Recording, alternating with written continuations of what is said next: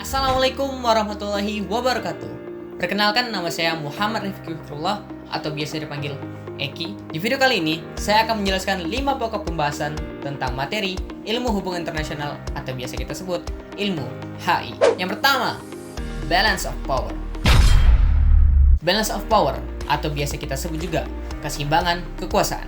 Balance of power adalah upaya untuk menyeimbangkan kekuatan atau kekuasaan agar mencegah salah satu negara menjadi paling kuat, paling dominan dari negara yang lain. Maka negara-negara kecil lainnya mulai merasa terancam dan mulai beraliansi atau bekerja sama dengan negara-negara besar untuk menjaga keamanan negara mereka dari negara yang paling dominan tersebut. Tujuan balance of power ini atau keseimbangan kekuasaan adalah bertujuan agar terciptanya keteraturan struktur internasional. Bagaimana cara-cara negara dalam memperkuat balance of power atau keseimbangan kekuasaan? Ada 2 cara. Yang pertama, meningkatkan kekuatan negaranya sendiri, atau mungkin yang kedua, kerjasama dengan negara lain atau biasa kita sebut aliansi. Nah, contoh dari balance of power sendiri yaitu pada saat Amerika dan Uni Soviet meningkatkan kekuatan militer dan nuklir mereka, sehingga mereka harus berpikir 2 kali untuk menyerang satu sama lain, karena ketika 2 negara ini saling melakukan penyerangan, dampak yang ditimbulkan itu sangatlah merugikan bagi kedua belah pihak. Maka dari itu, pentingnya balance of power agar terciptanya keteraturan yang merupakan hasil dari security dilemma. Bayangkan jika di dunia ini tidak ada balance of power atau keseimbangan kekuasaan, pasti, ini sangat pasti banget, pasti ada suatu negara yang lebih dominan daripada negara-negara kecil yang ada di dunia. Maka negara yang paling dominan tersebut akan menguasai dunia ini. So, this is so important, right? Yang kedua, 5 unit analisa dalam hubungan internasional. Yang pertama yaitu adalah tingkat analisa individu. Fenomena hubungan internasional pada dasarnya dicerminkan oleh interaksi individu-individu yang ada di dalamnya. Untuk memahami realitas hubungan internasional, diperlukan suatu pengkajian yang bisa kita lihat dari salah satu perilaku tokoh utama pembuat keputusan, seperti kepala negara atau pemerintah, menteri luar negeri, dan lain-lainnya. Individu dalam level of analysis atau kita singkat LOA berfokus pada faktor kepribadian atau pandangan individu tersebut terhadap dunia, dan pengambilan kebijakan tersebut individu tidak mungkin lepas dari pengaruh nilai-nilai, keyakinan, karakter, dan wawasan kepribadian.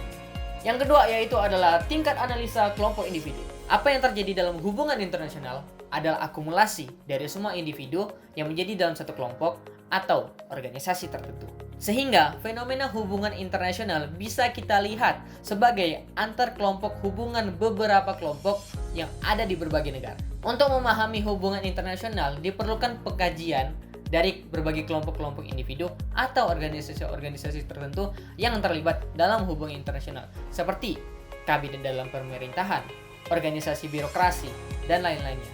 Yang ketiga yaitu adalah tingkat analisa negara bangsa. Asumsi dasar dari tingkat analisa ini adalah semua orang pembuat keputusan, dimanapun mereka berada, mereka akan berperilaku yang sama jika mereka pada posisi dan situasi yang sama juga. Maka sebab itulah untuk memahami hubungan internasional diperlukan pengkajian mengenai proses pembuatan keputusan tentang hubungan internasional, terutama politik luar negeri suatu negara. Dengan kata lain, tingkat analisa ini memandang suatu negara bangsa menjadi suatu unit yang utuh. Yang keempat yaitu tingkat analisa kelompok negara bangsa. Seringkali negara bangsa itu melakukan tindakan internasional tidak secara sendiri-sendiri, tetapi ada kalanya juga mereka membentuk suatu kelompok. Sehingga sebuah fenomena hubungan internasional lebih dicerminkan sebagai sebuah kelompok antar negara bangsa yang tergabung dalam pola pengelompokan tertentu, seperti aliansi, regional, blok ekonomi, blok ideologi, PBB dan ASEAN, dan organisasi yang dibentuk lainnya. Yang terakhir yaitu adalah tingkat analisa sistem internasional. Pada dasarnya, negara bangsa dan aktor-aktor lainnya dalam hubungan internasional merupakan satu unit yang terdapat di dalamnya sistem yang sangat besar. Sistem apakah itu? Sistem itu dinamakan sistem internasional.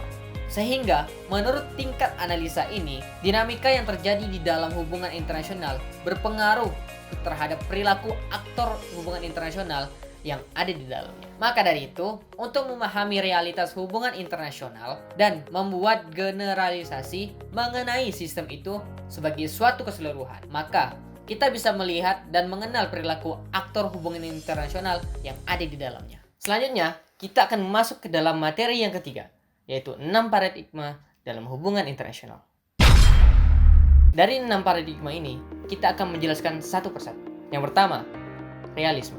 Realisme berpendapat bahwa sifat dasar negara, interaksi negara yaitu adalah anarki, kompetitif, konflik, dan kerjasama yang dilakukan itu hanya berlangsung dalam jangka pendek. Paham realis mementingkan power dari negara mereka yang membuat paham realis tidak percaya dengan adanya kerjasama. Pada paham realis yang menjadi aktor utama yaitu adalah negara.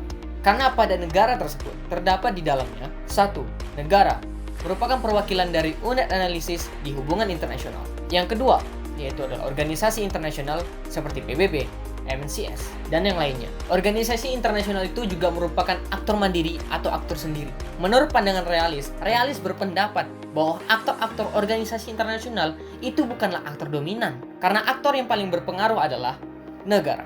Selain dari negara, keamanan nasional adalah salah satu masalah utama. Di antaranya yaitu 1. Kekuatan militer dan isu-isu yang berkaitan dengan politik dunia.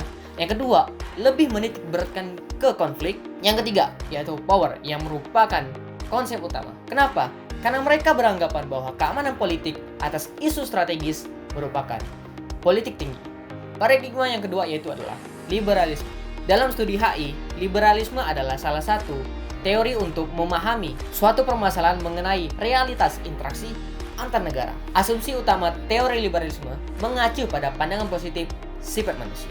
Teori ini sangat berbeda sekali dengan realisme yang barusan. Karena asumsi realisme nantinya akan berdebat dengan teori liberalisme yang akan memberikan asumsi sebaliknya. Dan juga teori ini sangat menghargai pandangan bahwa manusia adalah manusia yang baik. Paradigma yang ketiga yaitu adalah idealisme. Pada paham idealisme ini, semua manusia menginginkan sebuah perdamaian dan manusia memiliki watak untuk ingin hidup secara damai. Maka dari itu, hubungan antar bangsa memiliki prinsip yang sama, yaitu menciptakan perdamaian. Menurut paham idealis, perang adalah sebuah dosa yang terjadi secara tidak sengaja. Negara juga memiliki kedaulatan mereka sendiri-sendiri. Dan untuk memelihara kedaulatan tersebut dengan cara meningkatkan kekuatan militer. Militer inilah yang membuat ketegangan di antara negara-negara dan terancam terjadinya perang. Paradigma yang keempat yaitu adalah pluralisme. Dalam hubungan internasional, paradigma pluralisme mengatakan bahwa hubungan antar negara bukanlah satu-satunya aktor, tetapi juga ada peran-peran penting dan aktor-aktor lainnya yang ada di belakang sana yang juga mempengaruhi hubungan internasional. Ada 4 asumsi dari paradigma pluralisme, yaitu adalah 1. Aktor non-negara juga memiliki peran penting dalam politik internasional, seperti organisasi internasional, pemerintah baik pun non-pemerintah, kelompok dan maupun individual, dan lain sebagainya.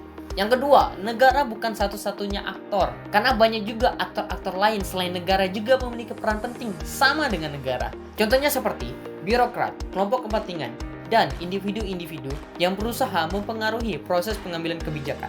Yang ketiga yaitu negara bukan aktor rasional. Karena pembuatan kebijakan luar negeri, suatu negara melewati proses konflik, kompetisi, dan juga suatu perundingan antar aktor dalam suatu negara. Yang keempat, permasalahan-permasalahan tidak hanya berfokus pada power, tetapi juga meluas pada masalah-masalah ekonomi, sosial, dan lain-lain sebagainya. Yang kelima yaitu paradigma behavioralisme. Menurut pemikiran behavioralisme negara adalah pembuat kebijakan atau decision maker. What does that mean? Artinya, yang dimaksud sebagai negara menurut pandangan paham behavioralisme adalah sekelompok orang yang bertanggung jawab membuat keputusan negara tersebut. Dan tindakan negara adalah tindakan yang diambil oleh pihak yang bertindak atas nama negara untuk memahami perilaku negara. Para teoritis harus memetakan kembali dunia secara pandangan dari pengambil kebijakan. Pandangan dari pengambil kebijakan yang harus dijelaskan adalah satu, faktor subjektif yang berasal dari pembuat kebijakan. Yang kedua, sumber potensial tindakan negara yang berasal juga dari pembuat kebijakan. Paradigma yang terakhir yaitu adalah konstruktivisme. Pada dasarnya, konstruktivisme ini adalah paham yang sangat penting dalam ilmu sosiologi, terutama sosiologi institusional. Konstruktivisme hadir untuk memperbaiki pemikiran-pemikiran yang sebelumnya ada, seperti realisme, neorealisme, liberalisme, neoliberalisme, yang tidak mampu memecahkan fenomena berakhirnya Perang Dingin. Pemikiran kunci dari konstruktivisme adalah suatu dunia, termasuk hubungan internasional, adalah konstruksi manusia. Ada juga pandangan atau perspektif dari konstruktivisme tentang negara. Menurut konstruktivisme, suatu tindakan yang didasarkan oleh meanings yang muncul dari interaksi dalam lingkungan internasional. Tindakan negara terhadap musuhnya tentulah sangat berbeda tindakan negara dengan temannya. Seperti contohnya, tindakan kita terhadap teman dan tindakan kita terhadap tindakan negara dalam pandangan konstruktivisme memberikan pengaruh terhadap sistem internasional. Sebaliknya, sistem tersebut juga memberikan pengaruh terhadap perilaku negara-negara. Maka terjadilah yang namanya collective meanings, yang menjadi dasar terbentuknya intersubjektivitas dan terbentuknya struktur yang akhirnya mengatur tindakan-tindakan negara. Materi yang keempat yaitu adalah 5 konsep umum dalam hubungan internasional. Yang pertama yaitu adalah peranan. Teori peranan menjelaskan bahwa perilaku politik adalah perilaku yang menjalankan peranan politik. Teori ini berasumsi bahwa sebagian besar perilaku politik adalah akibat dari tuntutan atau harapan yang kebetulan dipegang oleh aktor politik. Seseorang yang menduduki posisi tertentu diharapkan atau diduga berperilaku tertentu juga. Harapan dan dugaan itulah yang membentuk peranan. Peranan lebih menunjuk pada fungsi penyelesaian diri dan sebagai suatu proses. Peranan mencakupi 3 hal, yaitu 1. Peranan meliputi norma-norma yang dihubungkan dengan tempat atau posisi seseorang dalam masyarakat. Peranan adalah suatu konsep tentang apa yang dilakukan oleh seorang individu dalam masyarakat dan dalam organisasi.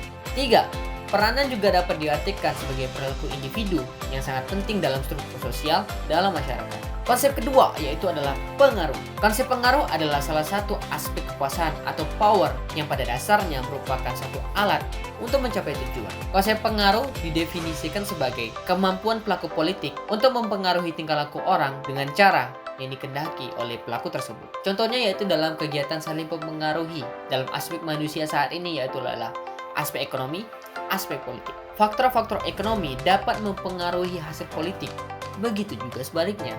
Sehingga dapat dikatakan bahwa dinamika hubungan internasional umumnya merupakan fungsi interaksi timbal balik antara aspek-aspek ekonomi dan aspek-aspek politik. Konsep ketiga yaitu adalah konsep kerjasama. Dalam studi hubungan internasional, kerjasama di sini disebut kerjasama internasional. Kerjasama internasional adalah salah satu upaya atau usaha negara-negara dalam menyetarakan kepentingan yang sama dan juga merupakan perwujudan dari kondisi masyarakat yang saling bergantung satu sama lain. Suatu kerjasama internasional didorong oleh beberapa faktor, yaitu 1. Memiliki kemampuan dalam hal teknologi. Yang kedua, memiliki kemampuan dalam bidang ekonomi. Yang ketiga, perubahan sifat peperangan di mana terdapat suatu keinginan bersama untuk saling melindungi dan membela diri dalam kerjasama internasional. Dan yang keempat, adanya kesadaran dan keinginan untuk berorganisasi. Yang keempat yaitu adalah analisis sistem. Analisis sistem adalah suatu konsep yang dapat memberikan pola umum tentang perilaku negara dan tingkat saling ketergantungan di antara mereka. Analisis sistem juga akan memberikan pengaruh distribusi kekuatan antar negara-negara superpower terhadap negara-negara lain. Singkatnya, jika peneliti mengambil konsep analisis sistem, peneliti tersebut harus memahami bagaimana bentuk dari sistem internasional dan bagaimana sistem tersebut mempengaruhi tindakan aktor. Yang kelima yaitu adalah kepentingan nasional. Kepentingan nasional dari suatu negara adalah untuk menjaga otonomi politik dan interaksi nasionalnya demi keberlangsungan kesejahteraan masyarakatnya sampai ke tahap internasional. Secara garis besar, kepentingan nasional itu adalah cita-cita, harapan yang ingin dicapai oleh suatu negara. Ada beberapa organisasi yang mendukung tentang kepentingan nasional ini seperti PBB dan ASEAN. PBB merupakan organisasi yang dibuat dan diciptakan untuk menegakkan perdamaian dunia dan membangun kerjasama yang baik antar negara di seluruh dunia. Selain PBB, ada juga ASEAN. ASEAN ini tercipta untuk menjalani interaksi hubungan internasional yang berada di kawasan Asia Tenggara dan juga bertujuan untuk memajukan negara-negara di kawasan Asia Tenggara, saling membantu satu sama lain. Selanjutnya, kita sampai di bagian terakhir yaitu adalah 6 prinsip realisme politik Mergentau. Yang pertama adalah hukum objektif. Politik ditentukan oleh hukum objektif yang berakar pada kodrat manusia. Untuk memperbaiki masyarakat, terlebih dahulu harus memahami hukum yang mengatur masyarakat tersebut. Dalam hal ini, realisme percaya akan hukum objektivitas politik dan percaya terhadap kemungkinan untuk mengembangkan teori rasional yang mencerminkan hukum objektif yang dianggap dapat membedakan antara kebenaran yang memang benar secara rasional dan objektif. Yang kedua itu adalah prinsip power, konsep kepentingan yang harus diperjuangkan dengan power atau kekuatan. Jadi, pandangan realis terhadap politik internasional akan hati-hati terhadap dua kesalahpahaman, yaitu yang berkenaan dengan motif dan preferensi biologis. Realis juga menganggap bahwa politik luar negeri yang rasional merupakan politik luar negeri yang baik. Yang ketiga yaitu dinamis, objektif, dan universal. Kepentingan bersifat dinamis, objektif, dan universal. Corak kepentingan yang menentukan tindakan politik suatu negara dapat dilihat dari konteks politik dan kebudayaan. Dalam hal ini, sasaran yang diraih oleh setiap negara dapat meliputi seluruh rangkaian tujuan yang mungkin pernah menjadi tujuan yang ingin dicapai.